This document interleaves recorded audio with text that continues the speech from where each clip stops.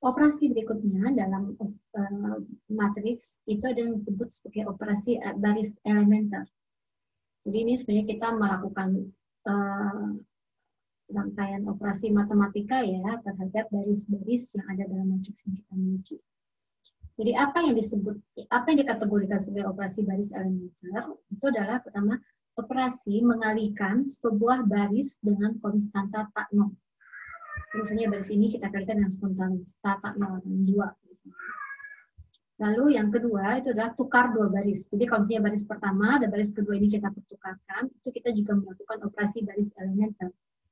Nah, yang ketiga dari operasi baris elementer itu adalah menambahkan suatu baris dengan kelipatan baris lain.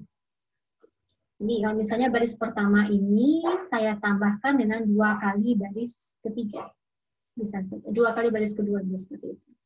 Ini misal operasi pertama, kalikan sebuah baris dengan konstanta tak nol. Jadi ini baris ketiga saya kalikan dengan -1.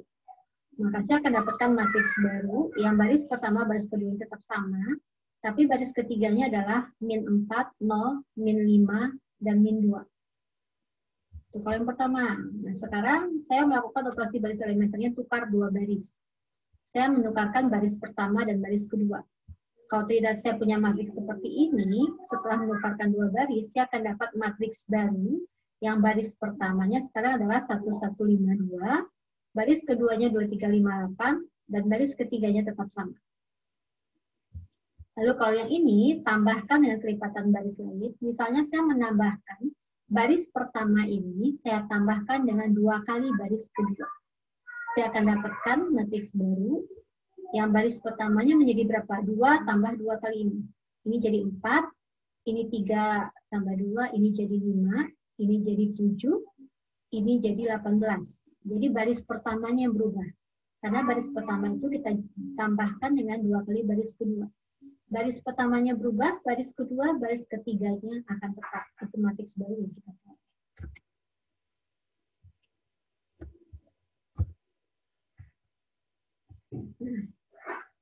Operasi baris elementer itu kita lakukan untuk membentuk matriks yang kita katakan dalam bentuk eselon baris.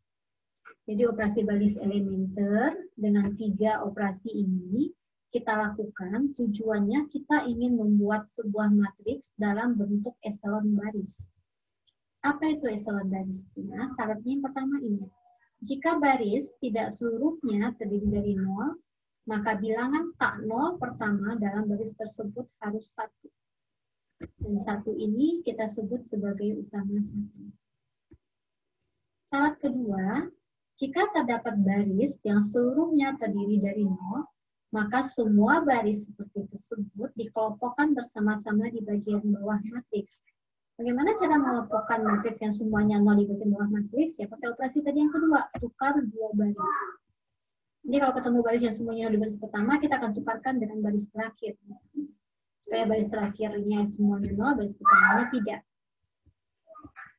Syarat ketiga, dalam sembarang 2 matriks yang berurutan, yang seluruhnya tidak terdiri dari 0, maka utama 1 dalam baris yang lebih rendah terdapat lebih jauh ke kanan dari utama 1 dalam baris yang lebih tinggi.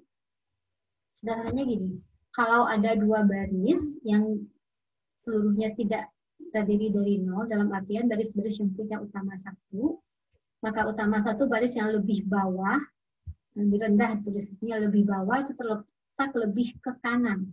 Jadi ketemunya nanti 1, 1, 1 itu akan kayak diagonal gitu. Enggak mesti diagonal sih, karena bisa saja ada yang lompat. Tapi tidaknya 1 di baris bawah itu akan lebih ke tengah dibanding 1 di baris atas. Nah, itu 3 syarat untuk suatu matriks dikatakan dalam bentuk eselon baris. Ada syarat keempat untuk suatu matriks dikatakan dalam bentuk eselon baris terreduksi. Apa itu? Yaitu masing-masing kolom yang mengandung utama 1 memiliki 0 di tempat lain. Utama 1 itu tadi kan elemen tak 0 pertama dalam suatu baris. Nah, kalau dia merupakan utama 1, elemen tak 0 pertama dari suatu baris, nah yang sekolom dengan bilangan 1 tersebut itu harus bernilai 0. Kalau kondisi itu terjadi, matriksnya kita katakan dalam bentuk eselon baris terreduksi. Nah, contoh. Ini contoh matriks dalam bentuk eselon baris. Kita lihat. Unsur tak nol pertama itu selalu 1. Dan ini disebut sebagai utama 1. Dan utama 1 di baris yang lebih bawah terletak lebih kanan daripada utama 1 baris di atasnya. Nah ini 1 itu lebih ke kanan. Ini bentuk eselon baris. Ini juga bentuk eselon baris. Kenapa? Karena elemen tak nol pertamanya itu bernilai 1. Lalu utama 1 di baris yang bawah terletak lebih kanan. Terus baris ketiga nggak ada utama satunya gimana? Nggak apa-apa. Ini kita pakai syarat yang tadi. Kalau ada sebuah baris yang semua elemennya 0, dia harus letakkan di paling bawah. Nah, contoh yang ketiga ini juga eselon baris. Kembali lihat, jadi dia punya utama 1. Unsur tak nol pertamanya itu adalah 1. Nah, utama 1 di baris lebih bawah terletak lebih ke kanan. Nah, ini yang contohnya. Ini bisa aja di sini nih nggak ada utama 1, nggak apa-apa di kolom berikutnya. Yang penting dia terletak lebih kanan. Dan utama 1 di baris pertama tidak harus berada di kolom pertama. Bisa saja 0 seperti ini. Yang penting unsur tak nol pertama itu bernilai 1. Jadi ini contoh matriks dalam bentuk eselon baris. Nah, sekarang kita lihat matriks dalam bentuk eselon baris tereduksi. Harusnya sama dengan ini semua, tetapi ini. Dia punya ini kan bukan eselon baris tereduksi. Kenapa? Ada 1 utama 1, tapi yang sekolom dengan dia itu tidak semuanya. Nah, ini contoh utama eselon baris tereduksi. Ada 3 utama 1 dan yang sekolom dengan utama 1 itu nilainya 0. Kalau yang di depan ini sudah pasti 0, karena itu syarat untuk eselon baris. Nah, yang di atasnya 0 inilah yang sebenarnya syarat untuk eselon baris tereduksi. Nah, ini juga. Utama 1, terus dia makin ke kanan, lalu yang sekolom dengan utama 1 itu nilainya 0. Jadi ini matriks identitas ya. Matriks identitas itu merupakan matriks dalam bentuk eselon baris tereduksi. Nah, ini juga contoh yang lain. Ini dia punya 2 utama 1, 2 baris terbawahnya itu nilainya 0. Nah, yang utama 1 sudah pasti 0, yang sekolom dengan dia itu nilainya 0, ini juga eselon baris tereduksi. Nah, matriks 0 itu adalah matriks dalam bentuk eselon baris tereduksi juga. Nah, ini adalah matriks dalam bentuk eselon baris dan dalam bentuk eselon baris tereduksi. Bagaimana cara mengubah suatu matriks yang sembarang menjadi ke dalam bentuk eselon baris dan eselon baris tereduksi? Yang tadi itu kita lakukan operasi baris elementer untuk mengubah suatu matriks menjadi ke dalam bentuk eselon baris dan eselon baris tereduksi. Kita kalikan suatu matriks dengan skala tak 0, baris suatu matriks dengan skala tak 0, kita pertukarkan 2 baris, atau kita jumlahkan suatu baris dengan pelipatan baris yang lain. Sehingga akhirnya kita ketemukan matriks dalam bentuk eselon baris atau eselon baris tereduksi seperti ini. Nah, ini kita lihat alur reduksi baris. Kita punya matriks, kita lakukan serangkaian operasi baris elementer, kita mereduksi barisnya ke dalam eselon baris atau ke dalam eselon baris tereduksi. Kalau matriks kita reduksi ke dalam bentuk eselon baris, prosedur yang kita lakukan, langkah yang kita lakukan disebut sebagai eliminasi Gauss. Sedangkan apabila matriks kita ubah menjadi matriks eselon baris tereduksi, langkah yang kita lakukan disebut sebagai eliminasi Gauss-Jordan. Nah, jadi ini suatu matriks yang punya sifat 1, 2, 3 tadi dikatakan matriks dalam bentuk eselon baris. Dia telah melalui eliminasi Gauss. Nah, sedangkan prosedur untuk mereduksi suatu baris jadi bentuk eselon baris tereduksi atau memenuhi 4 syarat yang ada tadi kita sebut sebagai eliminasi Gauss-Jordan. Jadi eliminasi Gauss-Jordan, eliminasi Gauss itu adalah prosedur membentuk matriks bentuk eselon baris tereduksi dan membentuk matriks eselon baris. Nah, ini contoh matriks eselon tereduksi. Ini bisa dilihat dia punya 2 utama 1 yang sekolom dengan dia 0.